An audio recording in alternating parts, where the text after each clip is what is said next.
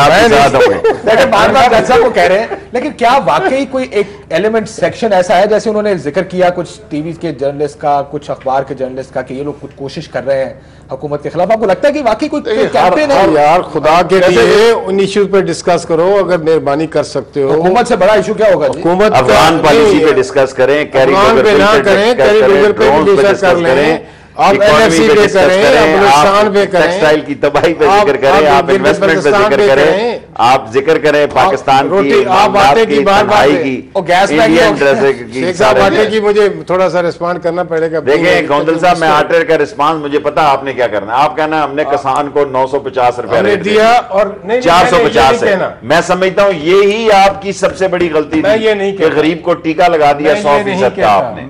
देखें 450 रुपए से 950 रुपए करके अगर आप समझते हैं कि किसान को खुश किया, छोटे किसान के पास इतनी गंदम में जितनी वो बी लेता है या खा लेता है, मैं ये नहीं कहता। और इससे इकोनॉमी आपने जितनी, मैं आपको सुन चुका हूं, आप यही बात करते हैं। सुन तो लेना प्रोग्राम का सर, आज का प्रोग्राम एक मिनट की मैंने बात कर, मैं आपको दोबारा बताऊंगा। प्लीज मुझे 1 मिनट में।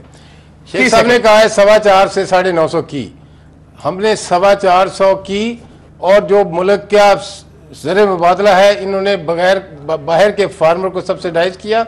1 बिलियन रुपीस की इन्होंने गंदम इंपोर्ट की पिछले साल, उससे पिछले साल 1 बाबा आपके 40-40 बिलियन में जा रहे हैं, रेल में जा रहे हैं, स्टील में जा रहे हैं, इससे कम थे, आपके दौर में इससे बहुत कम थे। और आप अगर 1 बिलियन गरीब को दे देते सब्सिडी, मैं कहता हूँ चीनी पे भी दे देते, तेल पे भी दे देते, 4, 5, 6 बिलियन बन जाते, कौन सी क़यामत आ जाती? मैं इस झगड़े का, आप भी मेरे ख्याल सीनियर आदमी है, कह नहीं हूँ, लेकिन 1 बिलियन की इंपोर्ट करने की बजाय अगर आप अपने फार्मर को सब्सिडाइज करें तो इस पर क्रिटिसाइज होता है तो होने दो, मुझे तो इसका नहीं है। लेकिन मेरा कहने का मकसद ये है जिससे पाकिस्तान की करेंसी एकदम क्या ये पहला फैसला था जो आज फूड सिक्योरिटी के हवाले से पाकिस्तान सेफ है। फूड मिल नहीं रहा, सिक्योरिटी नहीं मिल रहा, सिक्योरिटी अपनी की आप जहां नहीं मिल रहा।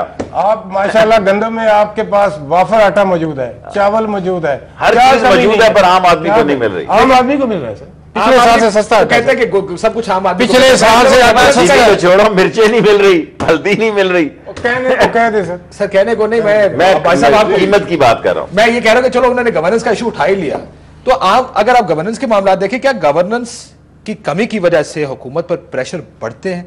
जैसे कि हम अभी बात कर रहे हैं कि ये होगा वो होगा, क्या उसकी एक वजह ये भी है कि ये इसको बैड गवर्नेंस कहते हैं जिसने मुतफिका एनएफसी की है, इसको बैड बोनस कहते हैं। बलूचिस्तान मेरे घर में गैस नहीं है, सर्दियों में गैस हमने शॉर्टेज की है, सर्दियों में गैस नहीं, गर्मियों में बिजली नहीं, पेट्रोल का मसला, पेट्रोल की कीमतें आसमान पे थी। आज गवर्नेंस के इश्यूज हैं और उन पर हुकूमत को कंसंट्रेट करना चाहिए, बजाय इसके वो कहेंगे कि हमें फलाना जर्नलिस्ट डिस्टेबलाइज कर रहा है या सीआई डिस्टेबलाइज कर रही है। तो आज क्यों कर रहे हैं? जरूरत है कि इश्यूज पर कंसंट्रेट किया जाए, अवाम के मसाइल को हल किया जाए, ताकत सारी वहीं से फ्लो करती है। अगर ये अगर भूल गए तो फिर अगर गैस हमारी वजह से तो हम जिम्मेदार हैं। अगर गैस अगर बिजली को यहाँ पे 5 साल बाद ये कहेंगे कि उनकी वजह से गैस, भाई हम अभी काम कर रहे हैं आपके सामने।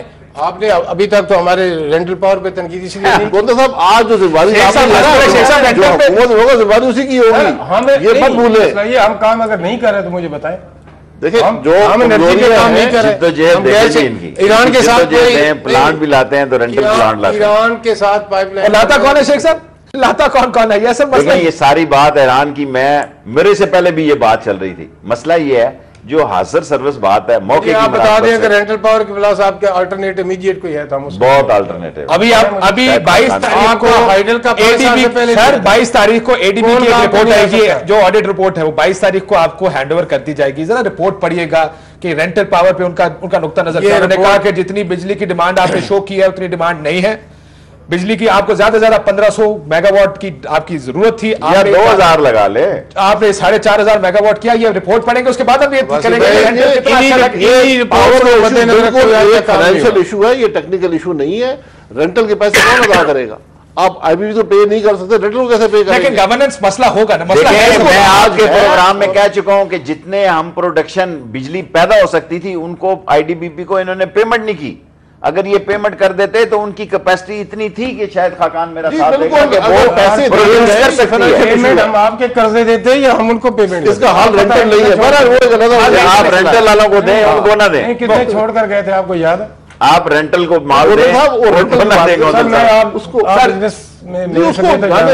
सिर्फ मुझे ये बता दें, अगर हाइडल या कोल 5 साल से पहले आपका प्रोजेक्ट चल सकता है तो ठीक, लेकिन अगर आपको इमीडिएट एनर्जी की जरूरत है तो आप आईडीबीपी को पैसे दे दें, वो जो रेंटल सर मैं खत्म हो गया, बहुत शुक्रिया। लेकिन ये बड़ी एक लंबी बहस है, ये मैं इसीलिए कह रहा हूं कि 22 तारीख को जो रिपोर्ट आएगी ना एडीबी की ऑडिट की, जो आपके रेंटल्स पे, उस पे आपको पता चलेगा कि उनकी क्या सोच है। वो कहते हैं कि आपको इतनी जरूरत नहीं थी जितनी आपने की, और अगर आप कोशिश करते तो अपने जो शेख साहब ने कहा आईपीपी से बहुत कुछ कर सकते थे। लेकिन बहुत शुक्रिया तीनों मेहमानों का। आईपीपी की भी मुखालफत हुई थी वैसे। नाज़रीन, ईमेल एड्रेस आपके सामने आ रहा है, दोबारा हमने रीएक्टिवेट किया है, तो अगर आप अपना नुक्ता नजर देना चाहें, it's working now. Sir industry तो बंद हो रही है, वैसे ही बिजली इनके पास फालतू हो जाए। नहीं, आईडीपीपी 97 में क्या कितने प्रोग्राम हुए थे भाई, वो भी अगर आपको याद हो। देखिए अगर शफाफ तरीकाकार हो, वही तरीका नहीं करेगा। लेकिन नाज़रीन बहुत शुक्रिया तीनों मेहमानों का। काशिम अब्बासी, नाज़रीन इस्लामाबाद से इजाजत दीजिए, अल्लाह हाफिज।